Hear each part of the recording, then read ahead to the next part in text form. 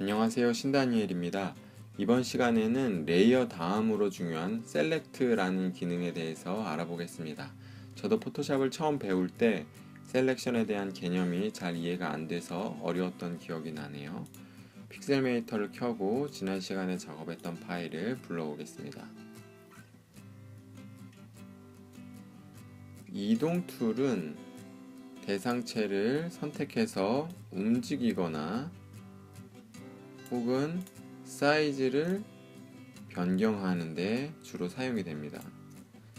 그런데 이미지에서 어떤 노란색 부분만 선택을 한다든지 파란색 부분만 선택을 해야 될 때에는 셀렉트라는 걸 하셔야 되는데, 기본적으로는 사각형 툴을 선택해서 드래그해서 이렇게 선택을 하거나 혹은 동그라미 툴을 선택해서 이렇게 선택을 하면 점선이 깜빡깜빡 거리는 게 보이시죠?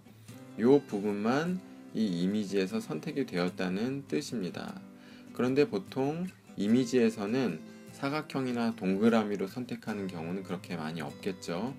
그래서 픽셀메이터에서는 페인트 셀렉션 툴이라는 기능을 지원을 하는데요. 먼저 이 기능을 사용하기 전에 이 셀렉트 된 것을 취소하기 위해서 에디트에서 디셀렉트 all을 하고요.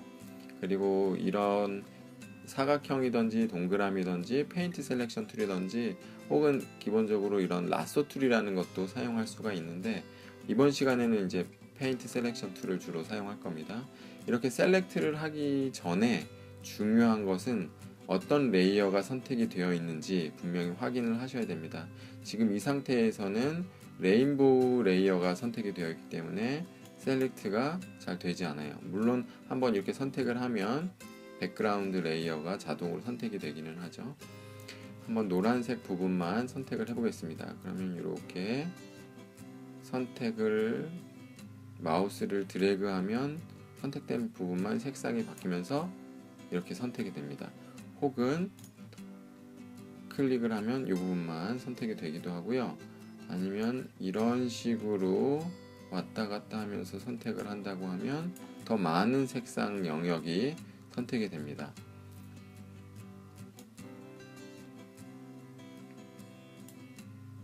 픽셀메이터는 이렇게 색상이 나뉘어져 있더라도 어떻게 나누어져 있는지 사람이 분별하는 것처럼 인식하지 못하기 때문에 페인트 셀렉션 툴이라는 걸로 사용자가 특정 부분만 선택을 해주어야 되고요. 이 상태에서 색상을 바꾸거나 효과를 줄 수도 있는데, 그렇게 하게 되면은 차후에 원본으로 복구하기가 쉽지 않기 때문에, 물론 커맨드 Z를 하면 되기는 되죠. 그렇지만 더 원활한 작업을 위해서는 보통 이 부분만 복사를 하게 됩니다. 에디트에 가서 듀플리케이트를 하면 이 부분만 복사가 된 것을 확인할 수 있습니다. 더 정확하게 확인하기 위해서 다른 레이어들을 다 꺼볼게요. 그러면 이렇게 제가 선택한 부분만 복사가 되었죠. 그리고 이펙트 브라우저를 켜서 색상을 바꿔볼 건데요. 자세한 이펙트 브라우저의 사용법은 다음번에 더 배워보도록 하고요. 오늘 저는 휴라는 것을 사용을 해보겠습니다. 그러면 색상이 이렇게 바뀌게 되죠. 혹은 빈티지라는 어떤 효과를 이렇게 줄 수도 있습니다. 그래서 아래 레이어를 켜보면 이 부분만 이렇게 색상이 바뀌게 된 것을 알 수 있죠. 커맨드 Z를 해서 다시 원래대로 돌려볼게요.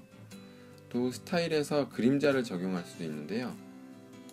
섀도우를 켜게 되면 그림자가 이렇게 생성이 됩니다.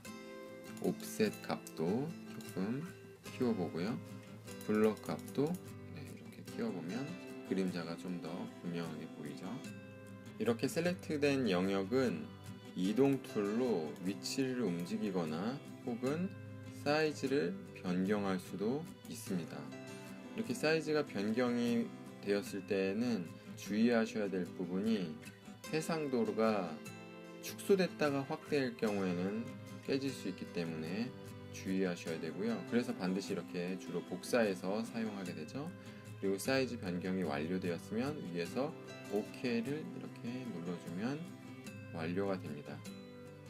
에디트에 가서 디셀렉트 All을 하거나 혹은 단축키로 커맨드 D를 누르면 셀렉트 된 것이 해제가 됩니다.